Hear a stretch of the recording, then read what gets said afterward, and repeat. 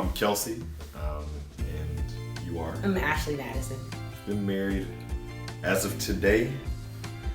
Today's April 17th. We've been married for 4 years, 4 months, and 5 days as of today. All right, so long story short, we met on Facebook, and it came as a result of just a friend request.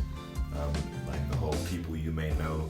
I was scrolling down my people you may know and saw her picture. I was like, ooh, cute girl. And I clicked the add friend button. She accepted it. So, yeah, that's pretty much how we met. I reached out first. He's totally wrong. What? He's totally wrong. So it was you? He did not reach out first. I accepted, and then I went to his page and said, hey, thanks for the ad. And that's when he said, you're welcome, beautiful. And I said, awesome.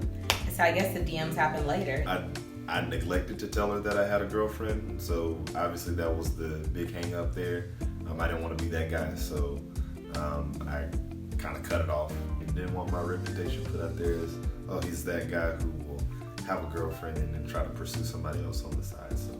And I was salty about it, but I do appreciate that he's that kind of guy. Because I totally didn't meet him until November, like our first date.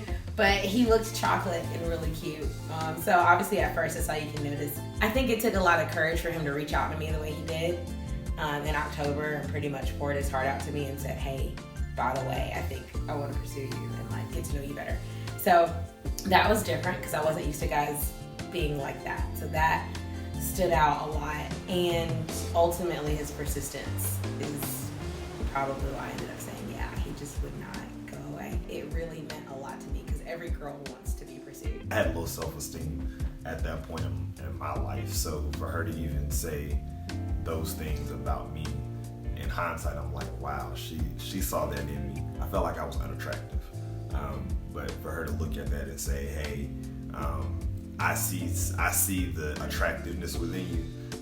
That was a huge yes for me. What attracted me to her was the fact that she was different in that she knew who she was. She knew that she had a relationship with God that was different than everybody else's. I was able to fall in love with her character before I fell in love with who she was as a person, like in person. We were obviously long distance in college. I was in Rock Hill, he was in Clemson. And so that night after we finished all of our work for the day, we talked, and by the time we hung up, he was like, I love you. And I was like, oh, did I say it back? No, you didn't. You were way too, I don't know, what's the word? Hard to get. You weren't completely sold, that's a phrase. And I was still guarding my heart too. I think the clincher for me though was my grandfather passed, and she did something that to this day I don't even know if she quite understands the magnitude that it had a huge impact on me. She stayed up with me all night until I passed out from just exhaustion. She let me cry, she let me talk, she let me just kind of process those emotions I was feeling. And I think I knew then this is somebody who's going to be there for you when they don't have to. She's not going to walk away when things are inconvenient. Before I met Kelsey, I was in a terrible relationship. And when I broke up with that guy, my mom said, listen, I'm just going to go ahead and tell you, this is exactly what I know your future husband's going to be like. And she said, he's going to love God more than he loves you. He's going to feel like he's called into the ministry, and he's going to absolutely love kids just like you do. And so when I had that aha moment, like just on into after we started talking and getting to know each other, I realized he was that guy. And he was everything my mom was explaining to me. That guy's too good to be true. And then here he is consistently pursuing me and like not going anywhere. Something had happened. I had fallen asleep in his apartment like later in January. And when I woke up, when I opened my eyes, he was just staring at me. And he had like this look in his eyes, like this, like, how do you word the look? It was just like a, oh my gosh, I'm so in love with her look. And I had never been looked at like that before. It was just a really pure, innocent, like, oh my goodness, she's so beautiful. When I experienced that moment, I just knew, like, I felt the exact same way about him. So, roadblocks. Biggest roadblock may have been my family, just the way that I conducted my business as a man. The roadblock came because they felt like I was moving too fast or whatever. But I feel like when you know, you don't try to play the field necessarily. I can grow with somebody. I think when you grow together, because she sees my faults, I see hers, and we both see the growth within each other. For me, him dealing with that, with just different people in his family, it affected me a lot because I was feeling for the first time in my life like the biggest kind of rejection ever.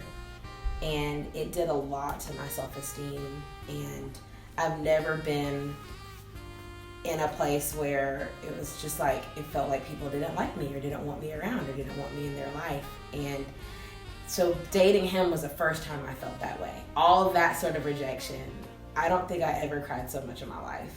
And I knew that I wanted to be with him, and I knew that God put us together. So that was a big roadblock for me, and it affected our relationship in a lot of areas. But it didn't make me hard. It made me tough. And I guess it just gave me the strength to not care. We just really grew together. It was almost like that sort of rejection and like hardship fused us together. We dated for 3 years. She gave me an ultimatum.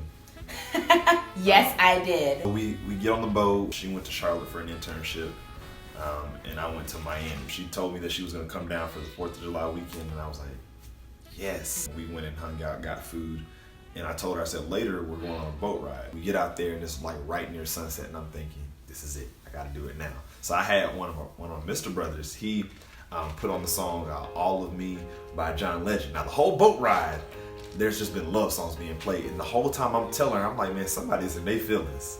And I'm like completely oblivious about that. So when this song comes on, I'm thinking, I gotta do it now. Like I have built up enough confidence to say, if she says no, we're on a boat and I can kick her off.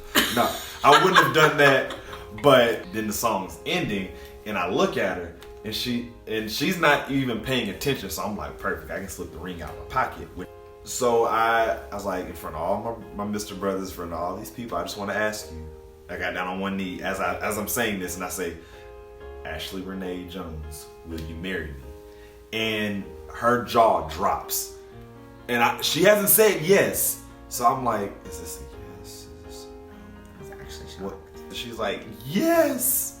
I'm like, yes. We knew that we loved each other, and we knew that marriage was the next step. And we both were committed to keeping ourselves pure until marriage, and that was the goal. And so, because that was the goal, we were like, we gotta do something. So, it was on a Friday, December 12th. And it was at the Clemson President's Park.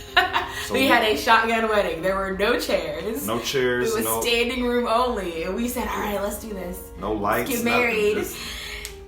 I have grown in my faith in God just because we have been forced to depend on Him in so many different ways. He has come through so many different times. And so now anytime something comes up, we're like, dude, listen, we survived a twin bed on a college apartment dorm, and God brought us here.